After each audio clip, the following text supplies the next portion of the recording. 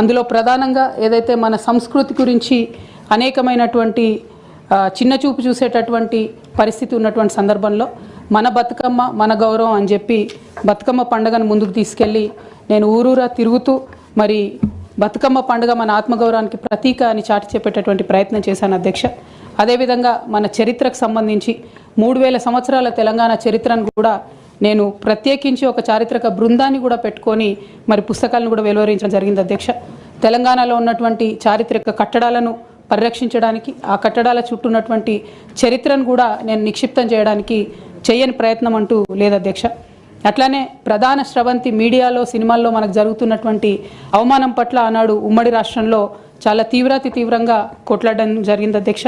మన భాషను మన యాసను ప్రొటెక్ట్ చేయడానికి నా వంతు ప్రయత్నం చేశాను అధ్యక్ష. అప్పటికే ఉమ్మడి రాష్ట్రంలో ఉన్నటువంటి పాఠ్య పుస్తకాల్లో కూడా మన తెలంగాణ మహనీయుల చరిత్ర లేకపోవడం, మన తెలంగాణ సాంస్కృతిక అంశాలు లేకపోవడం, మన తెలంగాణ భాష పట్ల వివక్ష ఉండడం పట్ల కూడా శ్రీకృష్ణ కమిటీకి ఆనాడు ఇచ్చినటువంటి రిపోర్ట్లో కూడా తెలంగాణ జాగృతి తరఫున మేము ఇవ్వడం జరిగింది అధ్యక్ష. శ్రీకృష్ణ కమిటీ ఇచ్చినటువంటి ఫైనల్ రిపోర్ట్లో కూడా ఆ వాస్తవాలని వాళ్ళంతా ఉటంకించడం జరిగింది అధ్యక్ష. ఇవన్నీ కూడా మరి తెలంగాణ ప్రజలు కూడా మర్చిపోరు అధ్యక్ష. ఇవన్నీ చేస్తూ వచ్చినాం. 8 సంవత్సరాలు ఒక ఇండిపెండెంట్ సంస్థగా మేము ఉన్నాం అధ్యక్ష.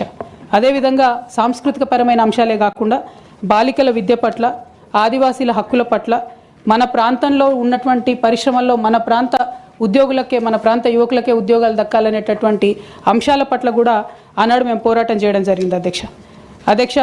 2004లో నేను వాస్తవానికి అప్పటికే అమెరికాలో ఉద్యోగాలు చేస్తూ ఉన్నాం అధ్యక్ష.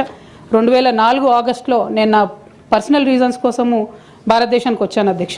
కానీ ఆ తర్వాత 2006లో ఎప్పుడైతే కేసీఆర్ గారు యూనియన్ మినిస్టర్ పదవికి రిజిగ్నేషన్ చేశారో అనేక మంది యువకులు తమ ఉద్యోగాలను వదులుకొని ఉద్యమంలోకి వచ్చారు అధ్యక్ష. వారితో పాటే నేను కూడా ఉద్యమంలోకి వచ్చాను అధ్యక్ష. వేలాది మందిని వారు ఇన్స్పైర్ చేసినట్టే నన్ను కూడా ఇన్స్పైర్ చేశారు అధ్యక్ష.